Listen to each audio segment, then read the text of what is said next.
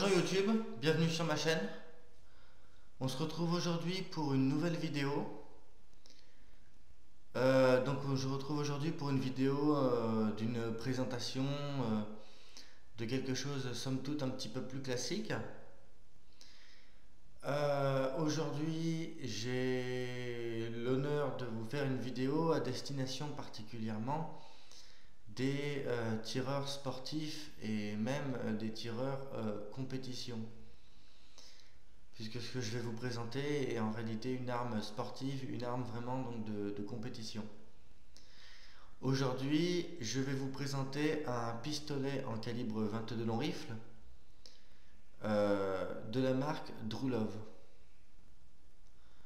Il s'agit d'un pistolet Drulov modèle 70. Donc le Drulov 70, de quoi s'agit-il?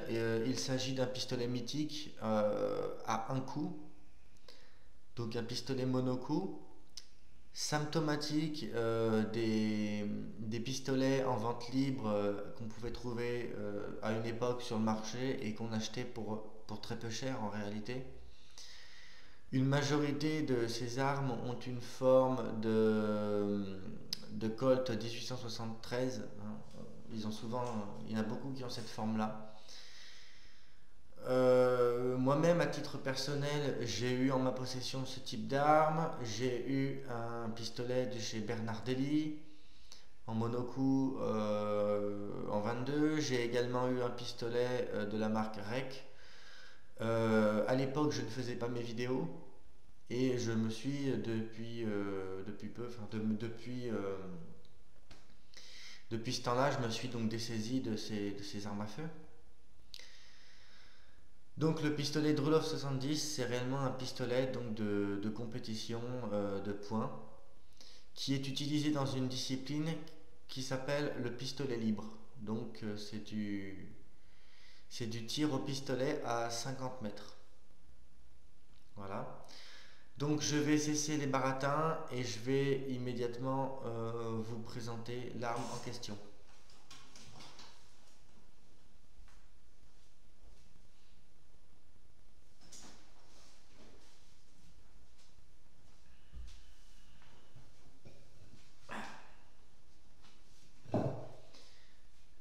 Voilà à quoi ça ressemble un Drulov 70. Alors, on est sur YouTube, d'accord? Donc, voilà, la culasse est donc ouverte. La culasse est ouverte et aucune munition n'y est chambrée. Voilà, donc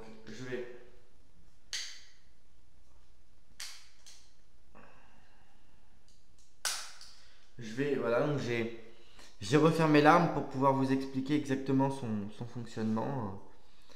Voilà. Donc je vous présente l'arme dans un premier temps. Voilà.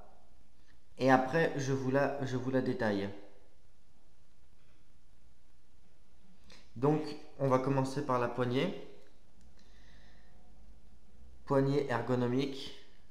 Donc, droitier. Voilà. Qu'est-ce qu'une poignée ergonomique? C'est une poignée où chaque doigt a sa place. Vous voyez, sur cette partie-là, je mets mon doigt. Et l'arme y est prise comme ça. Donc là, vu comment je suis placé, je peux pas vous tenir l'arme à bout de bras, ça va vraiment. Je vais essayer de vous le faire, mais non, je peux pas. Ah putain. Ouais, non, parce que là, comment je suis placé, je peux pas vous tenir bien l'arme à bout de bras. Donc la poignée ergonomique, le pontet qui est vraiment extrêmement grand. Alors cette pièce-là, vous allez me dire, mais c'est la détente qui est comme ça, c'est bizarre. Non, cette pièce ici, ce n'est pas la détente.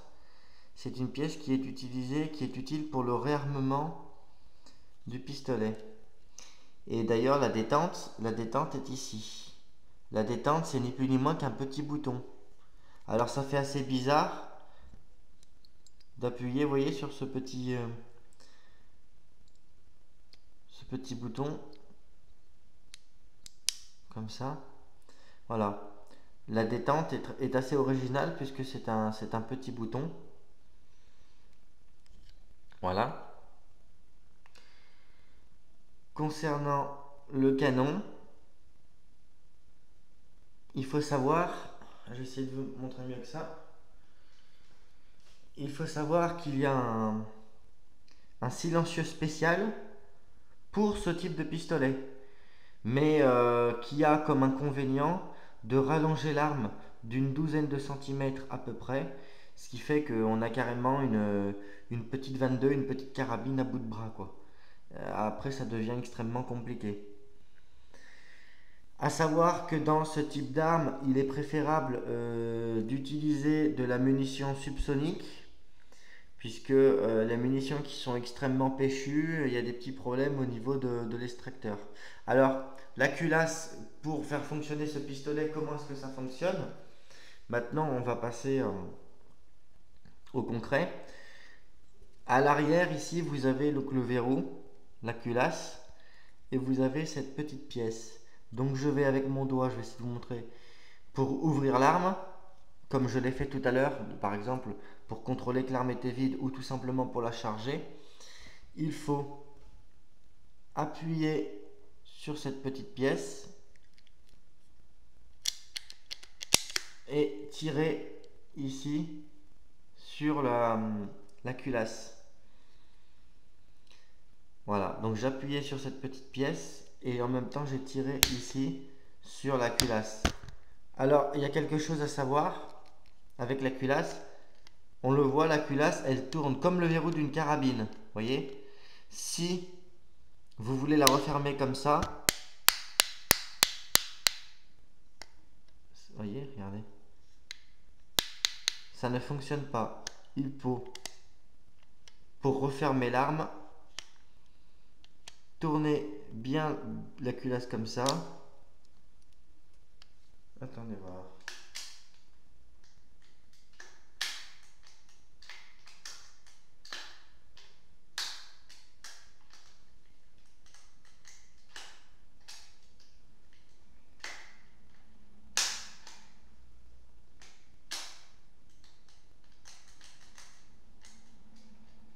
Voilà, c'est exactement ça.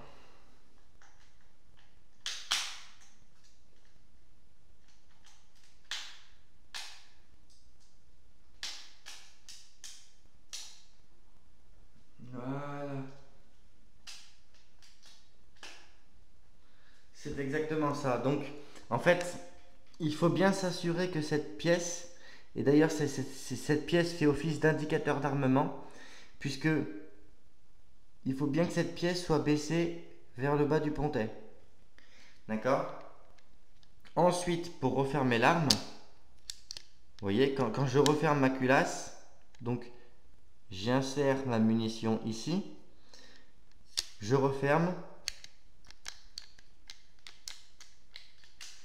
Voilà, c'est ça. Je referme, il est extrêmement dur, je n'ai pas pu vous le faire comme ça. Je referme, donc voilà, je referme, clac, et je tourne à droite et je verrouille. Comme ça.